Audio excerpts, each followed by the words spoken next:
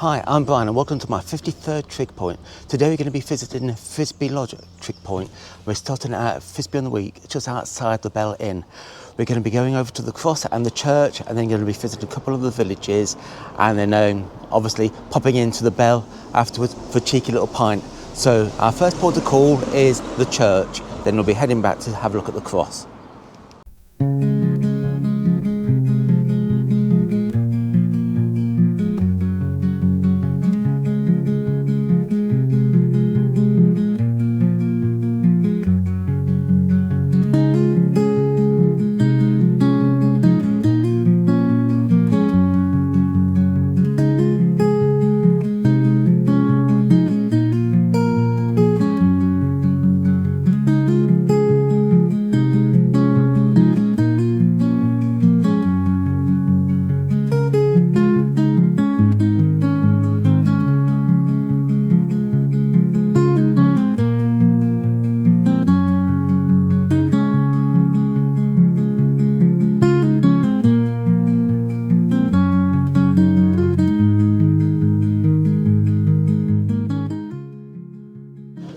So as we go through Frisby on the Wreake, you come to Church Lane, turn left down there and surprisingly come to the church. So we're going to do all the usual and have a look for apophytic markings and other stuff like that. You never know what you find in these churches. So this is St Thomas of Canterbury Church, probably what they used to visit on the way to Canterbury. As you can see, got some interesting gargoyles. I'm going to use my new phone, see what I can get on those gargoyles. Just have a quick look round, see whether you can actually find the benchmark, and I've actually beat Wayne to it. There's the benchmark just there. Inside the church, it's not one single feature that stands out, it's the atmosphere. The space opens out in different directions, with side chapels and aisles giving it a slightly uneven feel.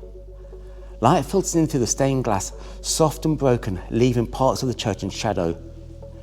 In the North Chapel, there are niches that once held figures, reminders of how richly decorated these spaces once were. And all around the stonework tells its own story. Norman foundations, medieval additions, and later restorations laid together over the centuries. It's not a grand church, but it's full of character. The kind of place where history sits quietly, rather than announcing itself. As you can see, Wayne's with us today. Just going to have a look in the bell tower, or the belfry. Don't think this is actually used. Oh, the bells look like they're connected. There's the strings or the ropes. Oh, almost dropped my phone. That'll go down well. Gonna pull one. And here's the font that I always like to find. I worked out that's called the dust cover. Stops dust from getting in the water. And I think that's about it. Near the centre of the village stands a medieval pilgrim cross. It once guided travellers on a long journey towards places like Canterbury, a small but important marker in such a bigger world. So once you've seen that, we're going to head, well, we're on Main Street at the moment, and we're going to head down this road. I'll put what the road's called, and there should be a path down here somewhere, I hope. And I think it's just down there. Once you go through another swing gate, that's way too small for somebody like me to go through a rucksack on. Wayne he just slithered through there as if he doesn't exist anymore, as you can see. I can't take the So once you go through the gate, you go through the fields, and we're now going to head over towards, I think it's Hoby. I didn't realise, but we're actually on the Leicestershire round at this part, and also the Melton navigation. It's got that on that side, and the Melton navigation that side. As you can see, there's some evidence of original farming in this field, obviously dating back from medieval times. In a couple of weeks' time, we will be going to a Hamilton medieval village, seeing whether you can actually see anything there. After you've gone through several stiles and gates and like that, you come to the field where you've got what looks like an old shelter. Head towards that, and there should be a stile in the corner there next to the big tree that you can see clearly. So as you walk further to the left hand side of the field, it all comes clear. There's the gate and the yellow way marker. I think it's actually signposted the Leicestershire round. Find out in a minute. Yep, which is unusual. I don't remember any of this from doing the Leicestershire round. We're now going to walk past some horses. I'm not always a fan of walking past horses, but especially any animal apart from sheep. But we've got to head to that yellow way marker there. Well, this part of the route is actually very well signed if you're doing the Leicestershire round. But we're heading, well, we're not actually heading to Rotherby or Rotherby, which is half a mile. We're heading to Hoby, or Hoby, which is 1.5 kilometres. So we're heading that way. You can almost see the church in the distance, but what I'll do, I'll put it on my phone. So there's Hoby and our next port of call.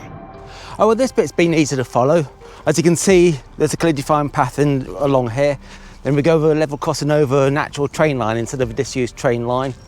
And you can still see the church in the distance that we will be visiting. But I wonder if the train will actually come along in a minute. It won't be a steam train though. Once you've gone over the train line, you head to the other side of the field, and it's a rather nice walk along here. And once you've gone through these trees, like a little hedge, you'll see a bridge. The River Wreake runs along us here. Its name meaning to twist or wander, which it does quite happily. Around here used to be the site of the Frisby mill, recorded in the Domesday book. It worked for centuries, and although it's gone now, the shape of the land still hints at where it once stood. Nearby, the weir is a reminder of the Hoby navigation, when barges used this waterway to move goods through the valley.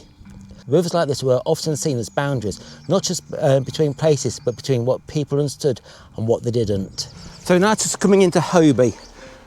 As you can see, we're having to go up a bit of a hill. That garden looks quite steep to actually garden on. But this is quite a steep hill, really. But then we don't mind hills, and so far we haven't got lost. As you come up that little hill, you've got a row of cottages. And my map says it's straight on, which is a bit peculiar. But you head towards this old cottage. What a lovely little cottage. And just before you get to the door, you turn left. And it leads around here, very strange. And the path takes you up here. That's a bit of a surprise. This is All Saints Church in Hoby. Part of it dates back to the 13th century. The tower and spire rises above the Wreake Valley, making it a landmark that guided people here for hundreds of years. Like many churches, it's grown over time, each generation adding something new, while older features remain quietly in place. There's even a local story of two women lost in thick fog who followed the sound of the church bells to find their way home. It's a reminder that places like this weren't just for worship, they were part of everyday life. Just going to have a quick little look round to see whether you can actually find any of the... Well, actually, while I'm saying that, just came across another base for the cross. That's interesting. I wonder if that's actually on the pilgrimage for Canterbury. Probably not. But that's the second one we found today. Don't know what's on the top here. It's a weather vane. So if you put some, not weather vane, sundial. So you put that there. Obviously not for your mobile phone, it should give you a rough idea. In fact, let's put, I don't know how it's actually going to work. I've got nothing thin enough to actually make that work. But the sun's over there, so at a rough guess, I'm going to say it's, I'm going to have a look at my watch. I'm going to say the time is 10:13, looking at that. Not entirely sure what that could be. That's a weird thing. I don't know if it's just weathered like that or not. But as you can see, the stonemason markings on there. No apophytic markings around the doors. I don't know what that means. 20 plus cm plus probably some modern graffiti. There's literally nothing around the doors. We'll have a look inside soon, but I'm just going to have a little look to see whether we can actually find the benchmark. Don't know how long this graveyard's been here for, but what a place to be buried around there in amongst all that. Can't see any beaver angels. But to tell you the truth, I've actually not found the benchmark yet. Might actually have to look on the map. It's a bit like going for a treasure hunt. Oh, that's another benchmark found. So that's 2 today. Now it's time to have a look inside the church. Hopefully it's going to be unlocked. I don't know where Wayne's gone. Probably nipped to the pub. Not that he drinks. So let's see if this church is open. Oh yeah. There's Wayne.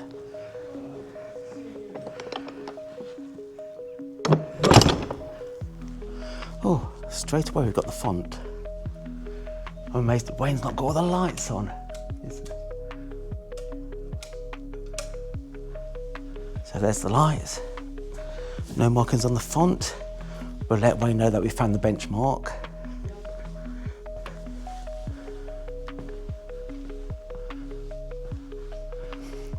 Some old inscriptions on here. Don't know what these actually mean. But like people say, every coffin has a story behind it. Well, this is a rather posh one. I feel like I should have taken my boots off. Wayne's just chilling.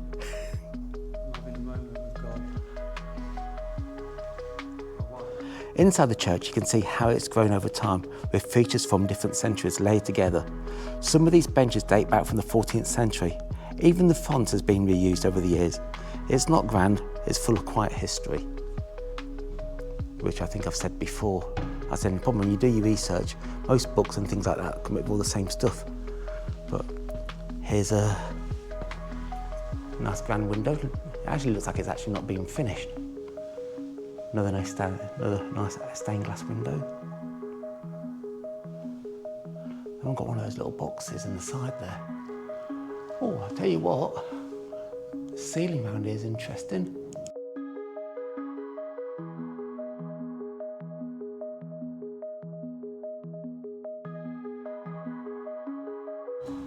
Major work on the church bells took place in 1895. 20 years after the organ was fitted into the west archway of the nave and where the bell ringers had until time rang the bells from the ground level. New access, which is here, from outside was created for the ringers to get to the newly raised ringing chamber, and the old doorway up the tower at the back of the organ was blocked. So you go through there now, and there's a level up there for ringing the bells. This looks like it used to be an old warehouse or something like that, mill house. And that's where they used to take the stuff up through there. Probably used to be a crane up there, and bring it up through there, and have your deliveries there. And also, don't know what would have gone through there. So you've got your cellar there.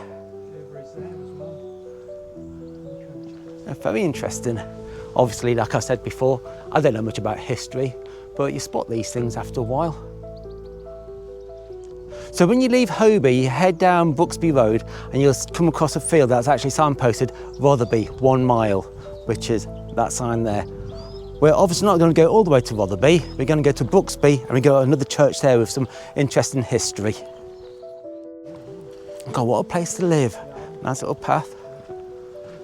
I don't know if this used to be the old mill house that I mentioned earlier. I'm thinking we'll cross over this bridge. And as you can see, just over there in the distance is our next port of call, our third church. This beautiful brick bridge was built in 1794 by the Melton Mowbray Navigation Company as part of the work to make the River Wreake navigable from Syston, where it joins the Leicestershire navigation to Melton Mowbray, where it linked with Oakham Canal. It replaced a medieval bridge built of stone and timber and used the original stone ambient.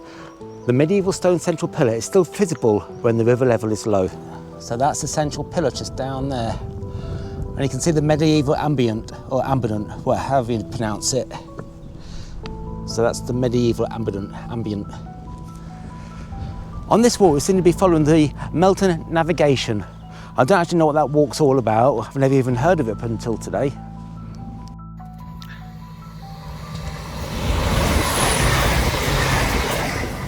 Once you cross over the train lines again, you can see, I thought it was, hang on a second, but once you've gone over the train line again, I thought it was Buxby that we're going to, but it's Rotherby that we're actually going to.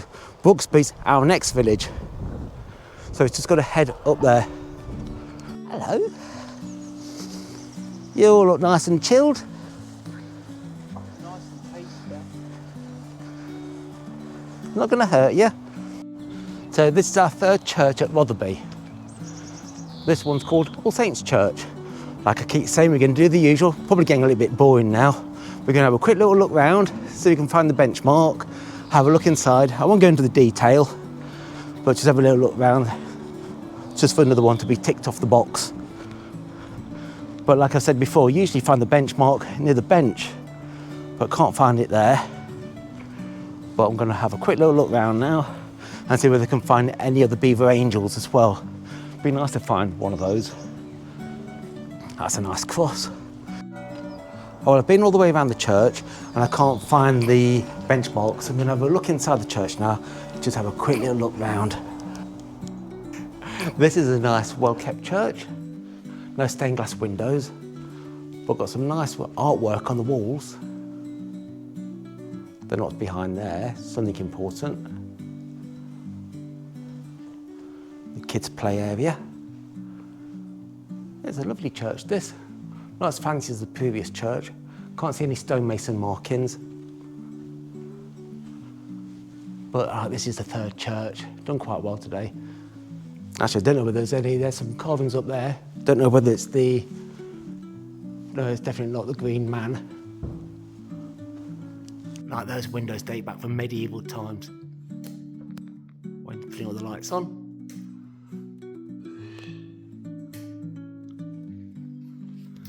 That's not the Green Man. I don't know who that is.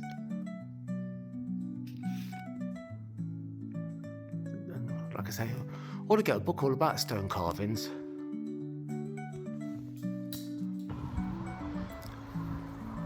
I'm just leaving Rotherby village now.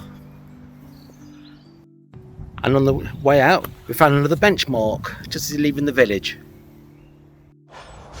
We're just going to Buxby College now. In the middle of Buxby College is the church. So we're going through this entrance here. It's got a footpath, stop signs. We're going to head straight down there and there's the church that I keep mentioning. This is St Michael's and All Angels Church at Buxby, dating back from the 13th century. It is set within the grounds of Buxby Hall. It's been part of the estate for generations. It's a quiet spot now, but it's closely linked to Admiral Beatty and the Battle of Jutland, which I will be talking about shortly. Unfortunately, it's locked, so you can't get in, so I can't show you about the Battle of Jutland, but I can tell you about the Battle of Jutland. This place connects to the Battle of Jutland, the largest naval battle of the First World War. Over 250 ships and around 100,000 men were involved. Admiral David Beatty, who commanded British forces, lived here at Buxby Hall. Inside the church, there's a memorial to those who lost their lives. It's a strange contrast, such a quiet place tied to something of such a massive scale. So once you leave Buxby College, you cross over the 406, you see a new housing estate in front of you, and there's a sign for the public footpath. We're going to be following that off to our next port of call. So follow the signs for Garden House. It looks like it's going to be easy going, but you can guarantee once you've gone down there a few feet, it's going to be all muddy. Well, these look nice. Council houses or ex-farm houses, but now you've got the new housing estate just at the side of it. It sort of spoils it all. But walk past these and head down here to Gadsby. And then once you get to Gadsby, sort of loop back round and come back up and get to the Trig Point and the stump, another stump, and Frisby and the Wreake, and then for a nice pint. We're following the Midshire Way, but it looks like the road veers to the right. Actually, it looks like it ends in a field, but we're going straight on. I'm hoping that we should see, that's not going to be Gadsby over there, that's just going to be Messenger's Lodge Farm over there, but we're going to follow the path just down here. I mean, it looks like on the map we've got to turn right here. I think Wayne knows where we're going, but I know it's a bit hard to say, but if we use Wayne as the yellow way marker, just past him where that car's in the distance and the houses, that's Gadsby, where we've got to head to. So once you've actually came out across the fields, you're in, do you know what? Forget where I are now. Once you've actually came out from the fields, you're in Gadsby. You turn right down Park Hill, and it's got a signpost, Village Centre. There's the signpost just there. And we head down here, and the pub should be just down here. Don't know whether you know what the pub's called, do you, Wayne? I don't know. I know it's on the right. Never been in it. So we're going to go for a cheeky little pint, because it's been quite a surprisingly warm day, and then go and visit the church. And also we've not eaten anything yet, and we've been walking now for basically 4 hours without any food. You walk past Park House. I don't know the history around Park House, but it looks like a Georgian stately home. As you can see, the windows in there have been taken out because of window tax. I've heard that Starmer's going to start taxing people window tax again, because there's a £10 billion black hole. Well, just coming into the village hall at Gadsby, and there's the old telephone box, which is our defibrillator.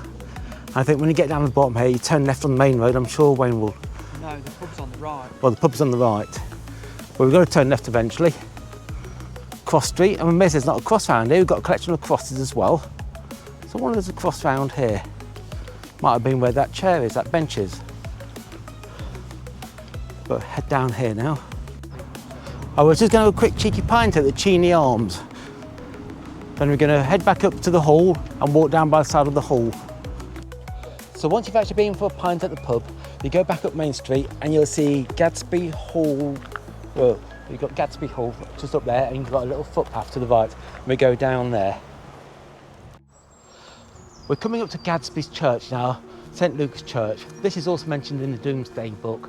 As you can see, it's got some nice architecture. It says that's a green man's carving around here somewhere. Don't think we're actually going to see a green man's carving. We're going to have a look for the usual.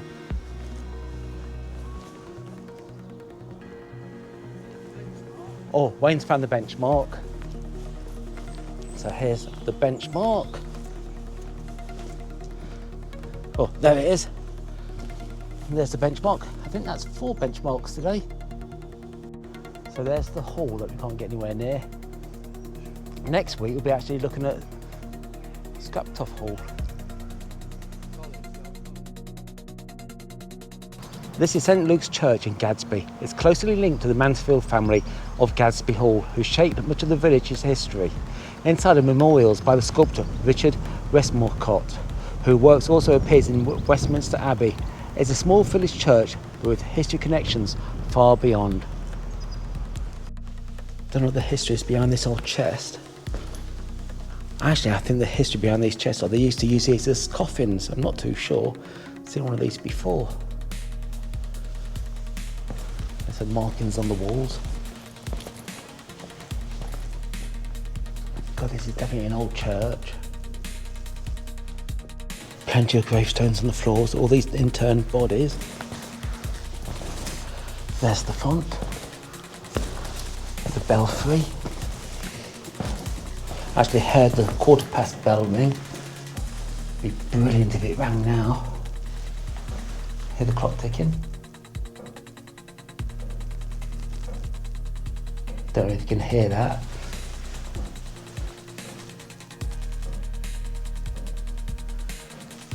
But it'd be great, like I said many times, get those released, film them. The pews inside St Luke's Church at Gadsby are largely Victorian, part of the 19th century push to tidy up medieval churches. Before that, there weren't fixed seats at all. People stood, milled about, or claimed whatever space they could. These rows bring order to centuries of earlier chaos. Then over here you've got a reclining effigy of someone, don't know who it is, probably St Duke. Sorry, not St Duke, St Luke. Actually, these railings were dedicated in memory of Ellen Jane Storer. But don't know who that's of. But again, with the old lion at the base of his feet, looks like it's got half its face missing. And somebody's left some flowers there, which is rather nice. Detailing on this is still remarkable. Well, I've seen something like this before. St Luke's Church in Gadsby dates back to the 12th century, with much of what you see today shaped between the 13th and 15th centuries. As the village prospered from the medieval wool trade, inside the story told through stone, early incised slabs marked some of the oldest burials, simple medieval carvings that predates elaborate tombs. Later grandeur monuments appeared, including the striking alabaster effigy of Colonel Edward Cheney, a Waterloo officer sculptured in the 19th century, together that show the shift from quiet medieval village life to powerful local families leaving their mark in stone. So as you leave the church, I don't know what road this is called, I'll obviously put it down, but you'll see a sign that says, "Keep to the path, youth," and turn left here, and you'll see the bloke trimming the hedge, and you head out here, and this will take us back onto the Leicestershire round. I vaguely remember this spot. So as you can see, we're now coming back onto the Leicestershire round. I'm sure down there, we follow the Leicestershire round down there and go through the grounds down there. I'm not too sure, but we're heading up this way. As you come out of Gadsby, You turn right onto, well, you walk through the fields, go to Pastures Lane, turn right, and then just up ahead, which we'll be getting to very shortly, you'll see another yellow way marker next to this big house. We turn left down there. So once you've gone past O's Cottage, you come up to the Leicestershire Round. We're doing the Leicestershire Round backwards according to the route. And we've got Frisby and Wreake, which is 2 3/4 miles. So that's how much further we've got to go. Oh, look at the poor little lambs. Can't beat a nice lamb. And the mum's going, oh, I'm going to lose my children soon. So after walking across the fields and that wind turbine, so being walking across quite a few fields at the moment, we're almost up to the stump. We go across this field, as you can see, there's a nice easy route there, but just up there somewhere should be the old medieval stump. And just on the horizon, where you can, I know you can't see the road, but I'm going to say around about there should be the Trig point. So we're not that far from the Trig point. Oh, well, we're almost at the stump. I know I've been mentioning this several times, but hopefully this stump's going to be worthwhile the 10-mile walk. And then, do you know what? It really stinks around here. Don't know what this put on here, but it smells like sewage. But as you see, the stump just up on the horizon. Then we'll get to the benchmark, then back to the bell at Frisby on the Wreake and have a nice pint. Second pint of the day. Well, according to the map, there should be the remains of a stump cross round here somewhere. I was thinking it might be something like you see in a church, but there's literally nothing round here. Can't see a thing. So that's a shame. We walked almost 10.5 miles to find this stump cross. Glad it's only about half a mile or a mile back to the car. A few moments later. Oh, well, it shows how good my map reading is. The remains of the stump cross isn't in that field. It's literally here on the side of the road. It dates back to the 14th century. It's basically like an old wayside marker, once a guide for medieval travellers. All that stands here today is a weathered limestone base in the shaft. It is a protected piece of history, standing silent over the Leicestershire Round. Oh, this is I think it's my 53rd trig point. As you can see, the spider's in place. The trig point's actually in really good condition, protected with barbed wire. As if I can see the benchmark. Benchmark looks like it's S4677. The views round here. Wayne's just getting out of camera shot. In fact, he's making sure he's in the camera shot all the time. Yeah. I'm going to go back round again. As you can see, the views very nice. I think this is over the Wolds. Don't think it's over the Wolds. That's the other part. This is the. I don't know. Leave me alone. We're now back at Frisby on the Wreake. The pub should be just down here. So we've done literally, by the time we get back to the car, 11.5 miles, and I think that's the postman again following us. Well, after a nice walk, a nice pint of cider at the Bell Inn. Nice and cosy pub. Hi, and thank you for watching this Trig Walk. We've done just over 11.5 miles and we've covered many churches. We've got the Frisby Lodge Trig Point, and I think we've got about 3 or 4 churches, too many to mention. Been in several villages, so it's been quite a successful one. So if you enjoyed this video, please like and subscribe. And also, if you're ever interested in my videos and the routes, if you go into the descriptions, there'll be a link, an OS link to these routes. So you can always do what I've done. So until next time, thank you for watching and goodbye.